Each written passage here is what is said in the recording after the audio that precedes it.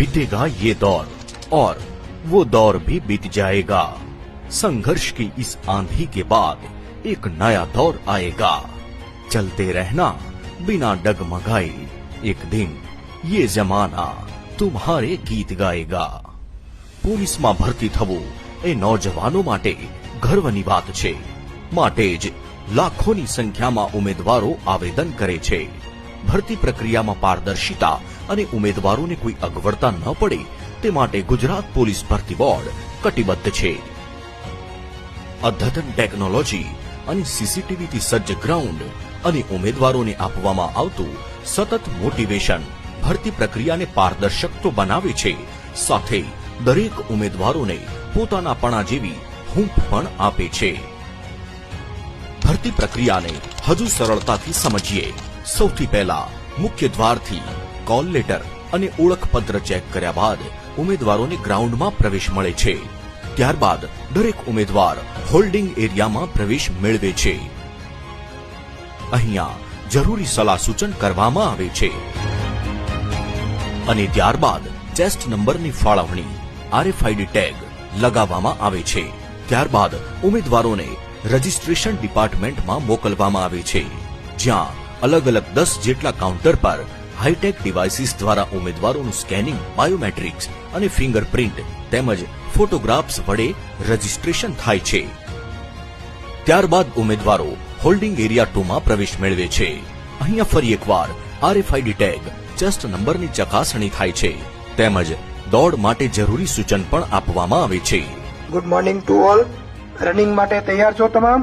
Running દરમિયાન તમારે chest number પહેરી રાખવો ફરજિયાત છે। કોઈ પણ ઉમેદવાર ચેસ્ટ નંબર કાઢશે નહીં કે હાથમાં રાખીને દોડવાનું નથી। ફાઇનલી ઉમેદવારોને 200 ની સંખ્યામાં રનિંગ ટ્રેક પર મોકલવામાં આવે છે। દરેક ઉમેદવારે રનિંગ સ્ટાર્ટિંગ પોઈન્ટ દરમિયાન ગ્રાઉન્ડ પર મૂકવામાં આવેલી ઇલેક્ટ્રોમેગ્નેટિક મેટ પર પગ પડે એ રીતે પસાર થવાનું હોય છે। પગમાં બાંધવામાં આવેલા RFID tag electric magnetic mat પર ઉમેદવારનો પગ પડતા જ ટાઈમ ઓટોમેટિક કાઉન્ટ કરે છે।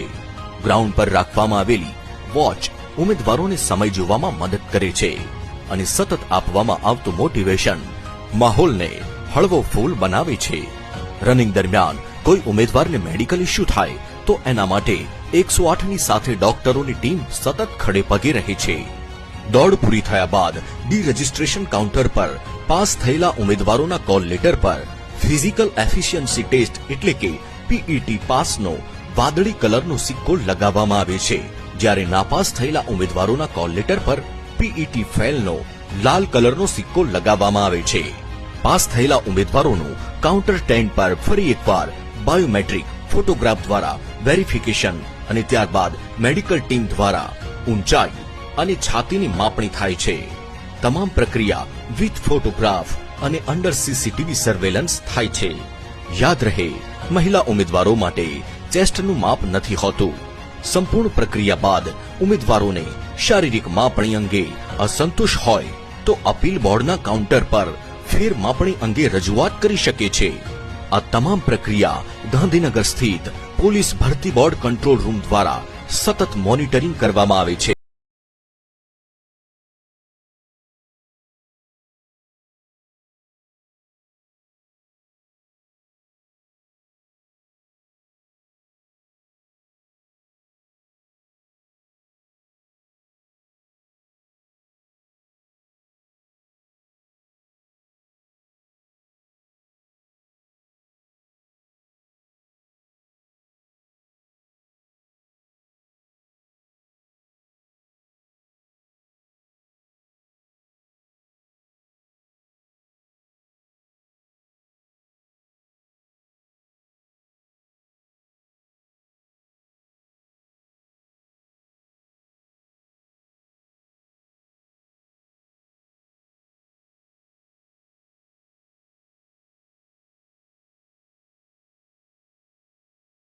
મુખ્ય દ્વાર પર પ્રવેશથી લઈ તમામ બાબતોને પોલીસ ભરતી બોર્ડ કંટ્રોલ રૂમ દ્વારા CCTVની મદદથી સતત સર્વેલન્સ ચાલતું રહે છે।